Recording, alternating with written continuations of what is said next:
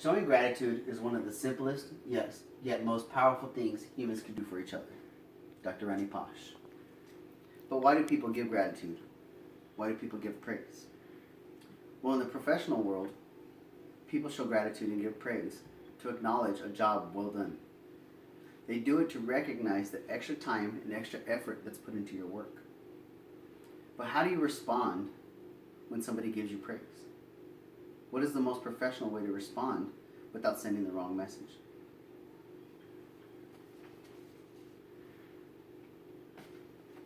My name is Valentino Alcaraz, and over the course of this presentation, I'm going to share with you, the viewers, how to receive praise. I'm going to share with you the three most common types of responses, how to accept praise properly, and the importance of accepting praise properly. The first type of response is rejection. Rejection is the least common of the three responses when receiving praise. Rejection occurs when the recipient refuses to accept, believe, or consider the praise that's being given to them. This type of response is the least common because many times it comes off unprofessional and sometimes even rude. An example of this would be if once given praise, the recipient responds by saying, "Not really, it could have been better," or "Really, I didn't think so."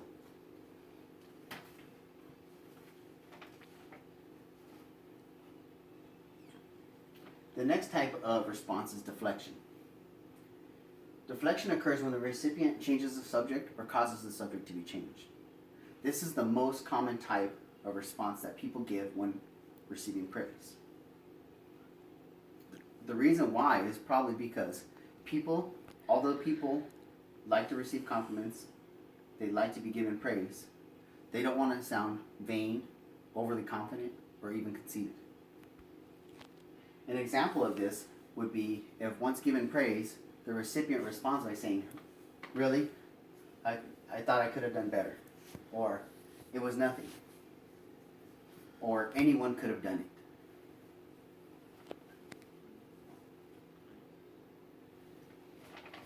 The next type of response is acceptance. Acceptance occurs when the recipient receives and welcomes the praise. This is the most professional way to receive praise. This type of response gives a professional appearance. People who give compliments are usually being honest. They're giving you their honest opinion of your work. So when they give you their opinion, accept it. Examples of this would be if once given praise, you respond gracefully by saying, "Thank you," or "I'm glad you liked it," or "Thank you, I appreciate the compliment."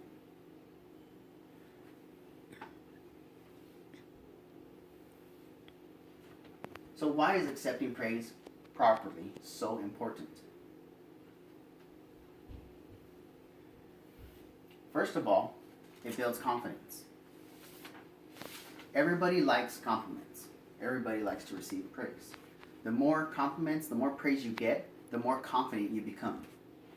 Employers hire people because they believe that you could do the job. The more confident you are, the more you believe you could do the job.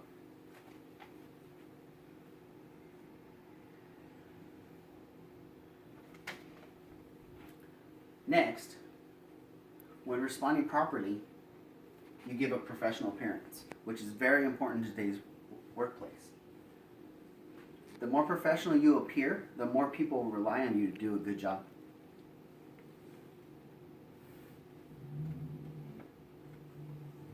Lastly, it promotes teamwork.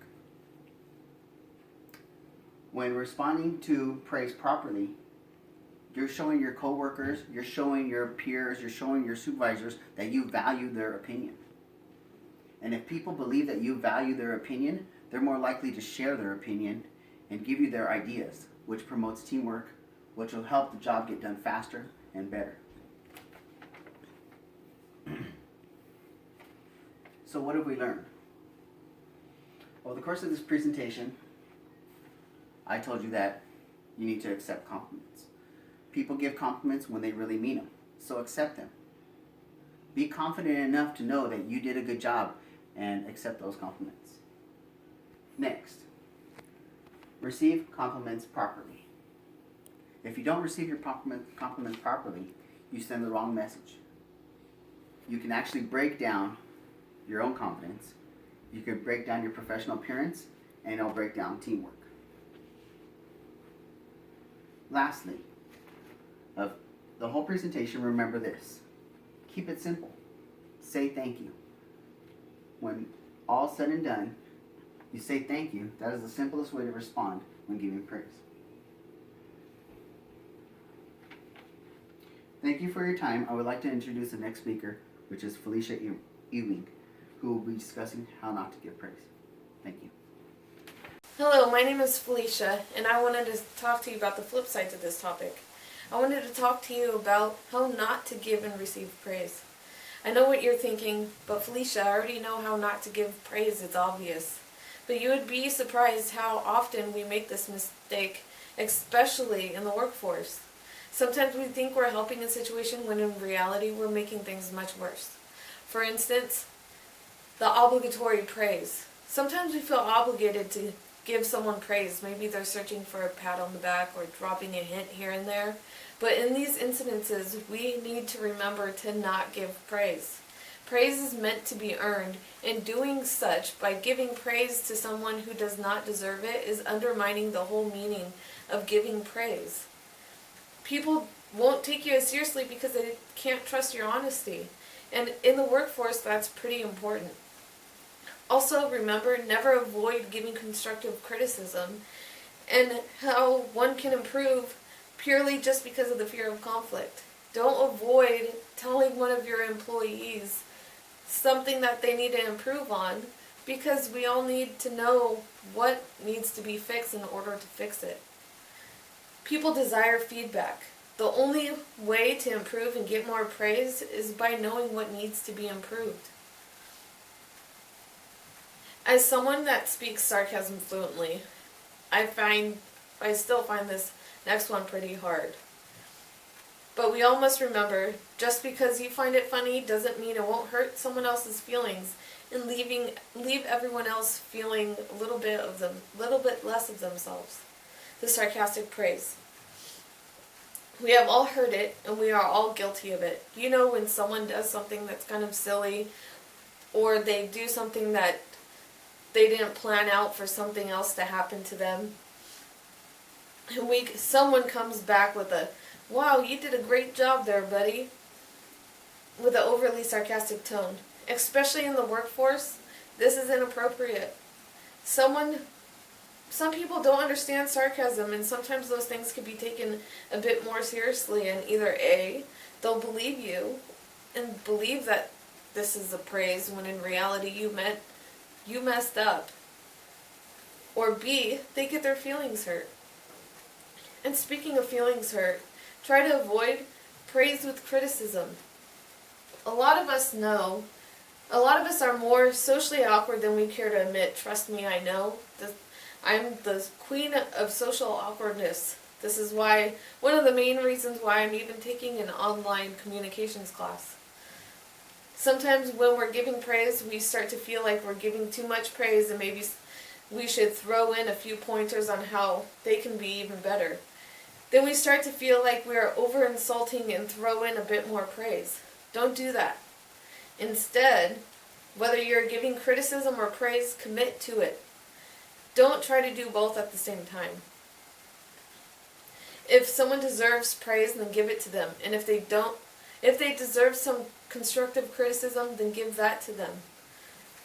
Mixing the two just makes the negative overshadow the positive, leaving the whole thing feeling meaningless.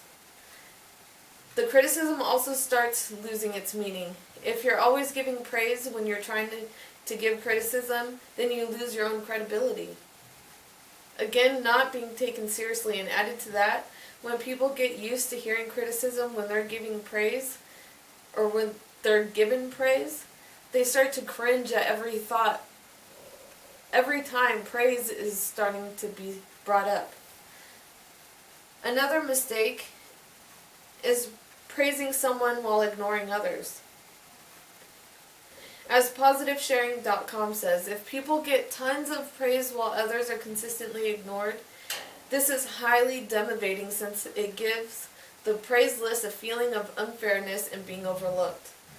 A classic example would be a company where the salespeople all get the praise for getting new customers, while the people working in the back office who make the sales possible are routinely ignored and taken for granted.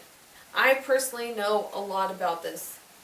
I worked at a dog grooming shop for almost 4 years. It was a mom and pop shop, so the owner was working side by side with the team. There were groomers in the front, and the bathers worked in the back. The bathers never heard praise. It was always criticism. Meanwhile, all the groomers who worked side by side right next to her received more praise than they did criticism.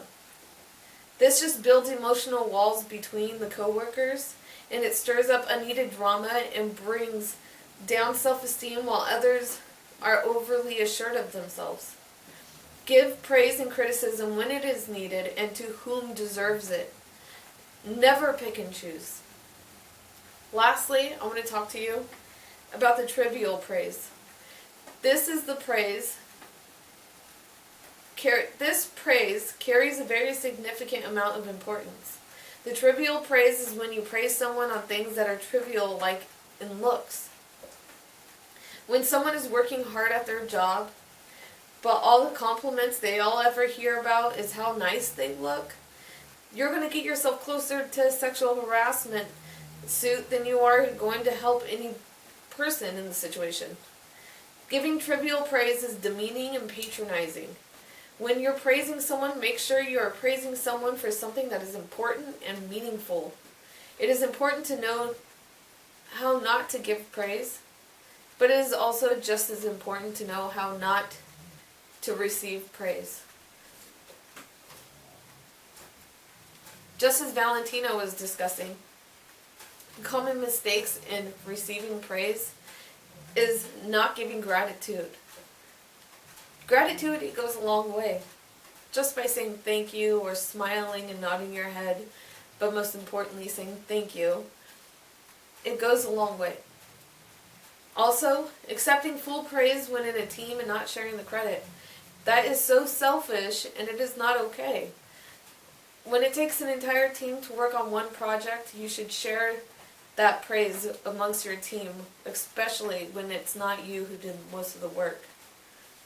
Using inappropriate body language. Nothing is worse when you praise someone and they don't seem to care. They seem too aloof. He comes off as arrogant and not confident. Undermining the compliments. What I mean by this is when the receiver of the compliment comes back with, "Oh, it was nothing." Say thank you. Don't make it seem like it's not a big deal when it is. Also, compliment battles. When you compliment and when you receive a compliment and you come back with another compliment, it just sets off everything. Next thing you know it, no one knows when to stop complimenting. Just say thank you and move on. All in all, we have learned that we need to give praise and not only do it often, but do it often and be specific and sincere. We learned the 6 ways to receive praise properly. 1, share gratitude. 2, share the credit. 3, don't undermine the compliment. 4, avoid compliment battles. And 5, say thank you. Again, my name is Felicia, and I thank you for your time. And remember, a compliment goes a long way.